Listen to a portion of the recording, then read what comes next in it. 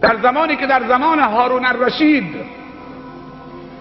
یک روزی سر به آسمان خوابیده بود، صورت به آسمان خوابیده بود، پشتش انداخته بود رو فرش، پا انداخته بود رو پا، لکه ابری رد شد.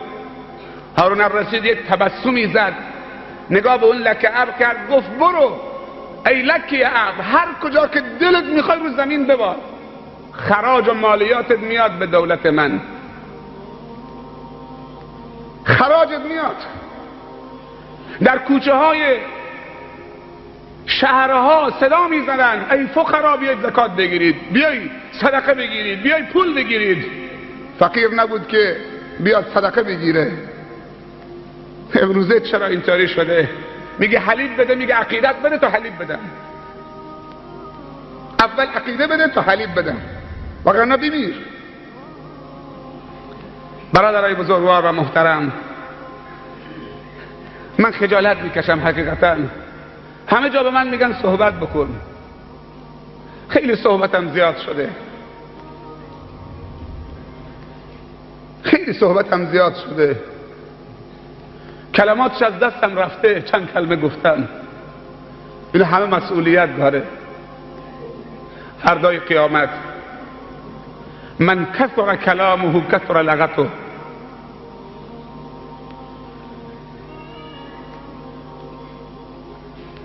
شما وادار میکنی که ما صحبت بکنیم، وادار بکنی تا عمل بکنیم. این همه درخواست صحبت ندید. همونطوری که اون اعرابی گفت به عمر رضی الله عنه، عمر گفت که اگر عمر کج رفت شما چه کار میکنید؟ یکی بلند شد گفت ما میذاریم که عمر کج بره، وادار به عملش میکنیم که بر بگرده، نمیذاریم منحرف بشه. با سر این شمشیر گفت من درستت میکنم. گفت الحمدلله که یک نفر هست که عمر رو وادار به عمل بکنه. علما مردم رو وادار به عمل بکنن و مردم علما رو وادار به عمل بکنن تا جامعه عمل داشته باشیم. صحبت هامون شکل عمل به خودش بگیره اگر میخوایم که خوشبخت بشیم.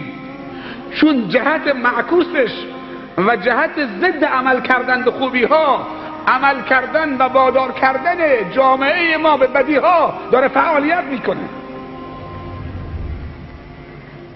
اگر ما علما که در جمع اینجا حاضر هستن و شما مردم خوب، خواهر و برادر، همه دست به دست هم ندین که همدیگر رو وادار به خوبی نکنین، باور بکن یه عده‌ای هستن که دارن جوانای ما وادار به بدی میکنن، شراب و تقدیم میکنن. تو یک بار بنوش، تو رو دریا کارته، باید به این موج سینه بزنی، سوار گلف بشی، خسته کننده است، اعصابت خورد میشه، یه دون تریاک بنداز بالا، میری تا خسب بر میگردی، نشیطی، قدرتمندی، خسته هم نمیشی. یک جوان 15 ساله تو یکی از روستاها من رفتم، گفت فلانی یک جوانی هست 2 ماه در گوش من فقط میخونه، روزه میخونه در گوش من، تو یک بار شراب بخور به جرأت میده، تو رو سبک میکنه، هر روز میگه در گوش من تبلیغ میکنه برای بدی. آخر یه روزی به جایی که در گوشش تبلیغش بکنه، سر شیشه رو تو حلقومش باز میکنه.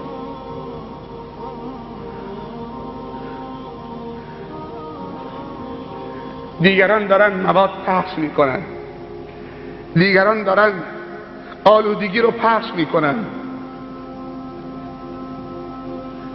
دیگران دارن مراسم مبتذل رو در اختیار بچه های ما میگذارن. سرمایه گذاری لازمه. اگر مردم، من یه چیز بگم، اصلا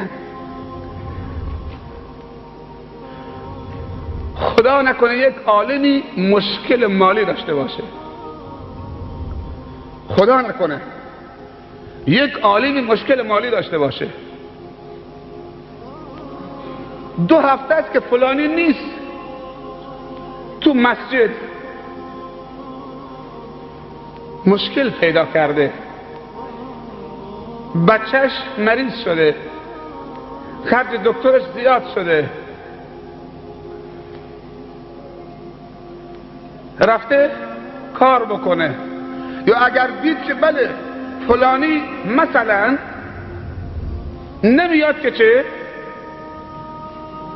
یک کار علمی یا میکرد بعد رها کرده، یه تاکسی گرفته داره کار میکنه، میگه عالم جاش تو مسجده نکره کشی. عجیبه این تاجر انتظار داره از این عالم که سنگر رو خالی نکنه، همیشه باشه تو این سنگر، کار دینه، از گشنه‌ای بمیر. تو که اینطوری وظیفه عالم تشخیص دادید، من نمیدونم چرا وظیفه خودت تشخیص نمیدی.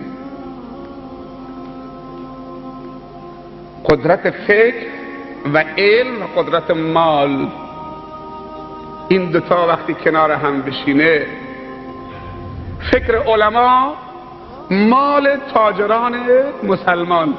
برای این جلسه اینا چیه؟ اگر من تو سعودی بودم برای مسابقات حفظ قرآن 70,000 درهم جایزه اولش بود، 70,000 ریال.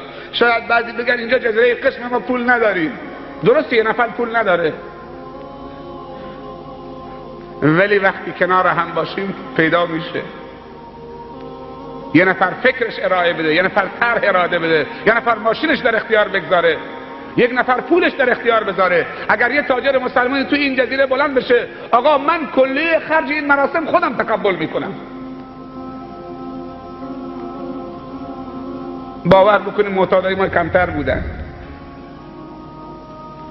معتادای ما کمتر بودن، سیگاره های ما کمتر بودن، منحرف های ما کمتر بودن. جوان معذوره، 4 تا مشکل داره جوان: 1 مشکل فکری، 2 مشکل روانی و روحی، 3 مشکل جسمی، 4 مشکل جنسی. مشکل فکری، مشکل روحی، مشکل جسمی، مشکل جنسی، هر 4 تا مشکلشون این قرآن حل میکنه.